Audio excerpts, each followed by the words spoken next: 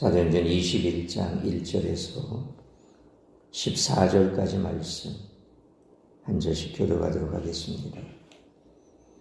우리가 그들을 작별하고 배를 타고 바로 곳으로 가서 이튿날 로도에 이르러 거기서부터 바다로로 가서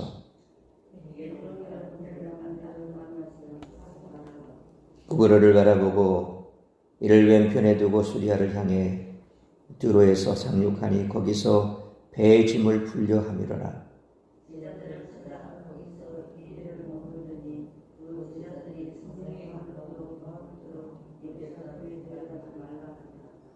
이 여러 날을 지낸 후 우리가 떠나갈새 그들이 다 그 처자와 함께 성문 밖까지 전송하거늘 우리가 바닷가에서 무릎을 꿇어 기도하고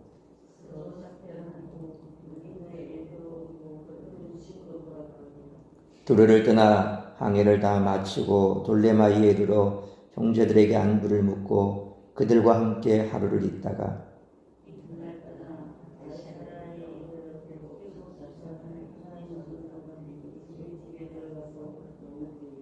그에게 딸 넷이 있으니 처녀로 예언하는 자라.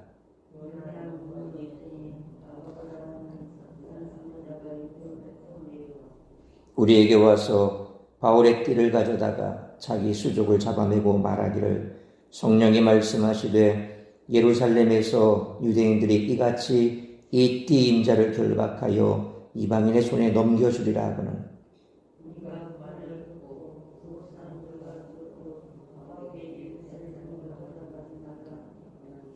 바울이 대답하되 여러분이 어찌하여 울어 내 마음을 상하게 하느냐.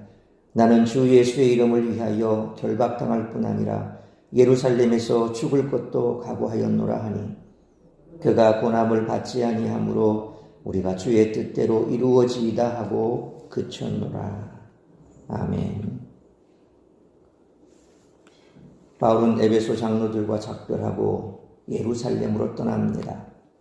바울 일행은 크게 세 단계를 거쳐 최종 목적지인 예루살렘으로 가기 위한 거점인 가이사랴에 이릅니다. 먼저 소아시아 서쪽 해안들의 섬들을 거쳐 남쪽 해안으로 접어들어 바다라에 도착합니다. 여기서 그는 배를 갈아탑니다.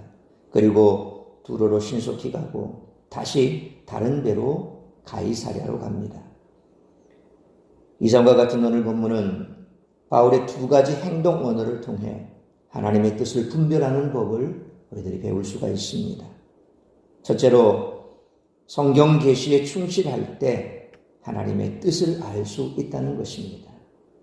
다시 말하면 하나님의 말씀을 우리가 바로 알면 하나님의 뜻을 알 수 있다는 것이죠. 두로의 제자들과 가이사랴의 제자들, 선지자 아가보는 분명 성령의 감동을 따라 예언했습니다. 이를 통해 그들은 바울이 결박될 것이며 이방인에게 넘겨질 것을 알았습니다. 그래서 바울에게 예루살렘 여행을 멈출 것을 권고했습니다. 하지만 바울은 단호했습니다. 그러면 성령의 뜻과 바울의 의지가 충동한 것일까요? 그렇지 않습니다. 앞서 살펴본 20장 22절에 보라, 이제 나는 성령에 매여 예루살렘으로 가는데 거기서 무슨 일을 당할는지 알지 못하노라 하는 말씀처럼 지금 바울은 성령에 매여 예루살렘으로 가고 있습니다. 바울에게 한 주, 한 은혜, 한 교회가 너무나 분명한 계시여서 아무도 그의 행보를 막을 수가 없었습니다. 하나님의 말씀에 집중한 결과 그는 그분의 뜻을 더욱 분명히 볼 수 있었다는 거죠. 이제 우리 또한 이렇게 하나님의 말씀에 집중해야 할 줄 믿습니다. 둘째로 성경 계시 앞에 모든 것, 심지어 자기의 생명까지 상대화할 때에만 하나님의 뜻을 실현할 수 있다는 것입니다. 상대화라는 그 반대말을 우리가 절대화라 그렇게 볼 수 있겠죠. 그러니까 내 생각이 절대적이고 또 내 의지가 절대적이고 그렇게 한다면 우리가 하나님의 뜻을 제대로 알 수 없다는 것입니다. 그래서 하나님의 말씀 앞에서 내 자신을 혹은 내가 처한 그 환경 자체를 절대화시키는 것이 아니라 상대화시켜서, 그래서 모든 것들을 다 하나님의 말씀 앞에서 비추어서 생각해 보라는 그런 거죠. 바울은 사람들뿐만 아니라 성령으로부터 결박과 환난, 감금과 심지어 그 이상의 고난이 기다리고 있다는 증거를 받았습니다. 하지만 이방인 교회가 하나님의 백성이 되었다는 열매와 증거, 곧 연보를 전하고 교회 하나됨을 이루는 일은 많이 거둔 자도 하나님의 은혜로, 적게 거둔 자도 그분의 은혜로 산다는 계시에 대한 순종이었고, 은혜의 복음의 원리를 실현하는 일이었으며 보편 교회의 하나됨을 고백하는 것이었습니다. 소위 말하면 그들이 연보를 거두어서 예루살렘으로 가고자 했던 이유가 뭡니까? 예루살렘에 흉년이 들어서 성도들이 고난을 당하고 있다는 겁니다. 그러니까 지금 그들이 유럽 지역을 돌면서 거두었던 그 연보, 그들은 그래도 살만했다는 겁니다. 먹고 살만하니 남는 부분들, 혹은 또 먹고 살만한 부분에서 많은 부분을 모아서 우리에게 영적인 은혜를 베풀어 주었던 그 예루살렘 교회에 이제 우리가 한 주 한 하나님의 백성이 되었으니까 우리가 그들을 돕는 것이 마땅하다라고 하는 그런 의미에서 그들은 남아있지만 모자라는 곳, 그곳에 보태주어서 남는 자도 모자라는 자도 없게끔 그렇게 맞추어 주는 것, 그것이 바로 하나님 안에서 하나님을 이루는 길이요, 또 이방 교회나 예루살렘 교회나 다르지 않다는 겁니다. 한 하나님의 백성이기 때문에 이제는 예루살렘과 이방이 다른 것이 아니라 하나님 안에서 하나가 되었다. 교회가 이제 하나가 되었다. 보편 교회가 되었다. 라고 하는 그런 의미를 내포하고 있는 연보의 의미가 있다는 거죠. 그것을 사도 바울은 이루기 위해서 지금 이제 예루살렘으로 가고자 하는 겁니다.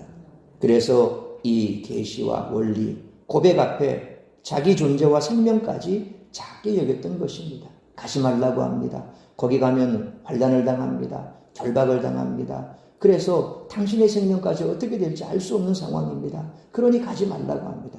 그러나 하나님의 계시는 분명합니다. 하나님의 말씀의 뜻은 분명합니다. 그래서 그 뜻을 이루기 위해서 성령에 매여서 지금 가고 있다는 겁니다. 내 생명은 중요한 것이 아닙니다. 자기 생명을 절대화시키면 갈 수 없는 겁니다. 그러나 하나님의 말씀 앞에서 내 생명이 지금 어떤 의미를 가지고 있는가, 내가 가는 이 길이 어떤 의미를 가지고 있는가, 그것을 놓고 봤을 때 하나님의 뜻은 분명하다는 거죠. 그래서 내 생명까지라도 거기에서 상대화시켜 나갈 수 있다는 겁니다. 그가 이렇게 모든 것을 상대화하자 하나님의 뜻이 더 선명해지고 더 커졌습니다. 따라서 우리 역시도 바울처럼 하나님의 계시 앞에 모든 것을 상대화하고 낮아져야 할 줄로 믿습니다. 누가는 바울의 행적을 예수님과 매우 유사하게 묘사하고 있지만 그렇다고 바울이 예수님과 동등한 존재인 양 그렇게 기록하고 있지는 않습니다. 예수님은 예루살렘으로 가시는 길에 제자들에게 자기 순환에 대해서 예고하셨지만 바울은 형제들을 통해 자기 순환에 대한 예고를 듣게 됩니다. 이것부터가 벌써 예수님과 바울은 차이가 난다는 겁니다. 예수님은 스스로 그 모든 것을 아시고 제자들에게 알려주셨지만 바울은 비록 성령에 매여가지만 앞으로 벌어질 일에 대해서 다른 이들 그리고 제자들에게 그 순환에 대해서 듣고 있지요. 그것이 바로 또 예수님과 바울이 같은 길을 걸어가지만 다른 존재다라는 것을 보여주고 있습니다. 예수님이 제자들의 그 모리에도 불구하고 십자가를 향해서 나아가셨듯이 바울은 형제들의 만류에도 불구하고 이제 예루살렘을 향해 가고 있습니다. 이 모습은 또 예수님과 같이 그려지고 있습니다. 따라서 이와 같은 오늘 본문의 말씀을 통해서 우리들이 깨달아야 할 것은 첫째로 1절로 6절 말씀처럼 복음을 위해 사역하는 교회 안팎의 많은 일꾼들을 위해서 기도해야 한다는 것입니다. 바울이라고 예루살렘에서 해를 당하기 바랬을 리는 없을 것입니다. 로마서 15장 25절로 32절 말씀처럼 말씀을 보면 바울은 마게도냐와 아가야 사람들의 연보를 예루살렘 성도들에게 전달한 후 로마에 들렀다가 서바나, 지금 스페인이지요. 서바나까지 가겠다라는 계획을 말하며 예루살렘에서 유대인들로부터 건짐을 받도록 그리고 로마로 편안히 갈 수 있도록 기도를 부탁하기도 했습니다. 이것이 로마서 15장 25절로 32절까지의 내용의 말씀이죠. 오늘 본문 1절로 3절 말씀처럼 에베소를 떠난 바울 일행은 갈릴리 북쪽 수리아의 항구 도시 두로에 도착했습니다. 4절 말씀처럼 거기서 돌레마이로 가는 배를 기다리며 7일을 머뭅니다. 여기서 한 가지 의문이 드는 것은 바울이 그렇게 급하게 예루살렘으로 가고 있는데 왜 두로에서 7일간 머물렀을까 하는 것입니다. 한시가 급한데 하루 이틀도 아니고 일주일간을 거기서 머물렀다라고 기록되어 있죠. 그 해답은 그렇게 어렵지가 않습니다. 3절 하반절 말씀을 보면 두로에 상륙하니 거기서 배의 짐을 풀려 함일러라 하는 말씀에서 우리가 해답을 찾을 수 있습니다. 여기에서 짐이라고 번역된 헬라어 고몬이라고 하는 이 말은 화물, 상품, 물건 이런 뜻입니다. 바울이 탔던 배가 아마 큰 상선이었다는 것을 알 수 있습니다. 그러니까 짐을 푼다, 물건을 푼다, 화물을 푼다. 그러니까 상선에서 짐을 하적하는 거죠. 이제 내리는 겁니다. 바울과 그 일행은 아마도 바다라에서 가이사랴까지 가는 그 배편을 이미 예약을 했을 겁니다. 요즘 말로 하면 직항로가 있고 돌아가는 항로가 있습니다. 그러니까 일반 사람들만 타는 배들은 가는 곳곳마다 이렇게 되죠. 그러니까 완행 열차라고 보면 됩니다. KTX는 서울서 부산으로 바로 가는 게 있고 또 중간에 또 어디를 서는 게 있고 있지 않습니까? 그러니까 내가 무슨 표를 예매하냐에 따라서 또 여러 곳을 들리는 배를 탈 수가 있고 아니면 바로 가는 배를 탈 수가 있는데 사실 당시는 상선은 물건을 싣고 가기 때문에 바로 가는 겁니다. 그래서 바울은 일찍 가기 위해서 큰 상선을 이제 타는 겁니다. 근데 그 상선을 타다 보니까 하나 문제점은 뭡니까? 짐을 내려야 되는 거예요. 그래서 오늘 그들이 탔던 그곳에서 이제 이 서쪽 이 해안지대를 통해서 둘러 가는 것이 아니라 바로 오늘 본문을 보니까 뭐라고 되어 있습니까? 우리가 잘 아는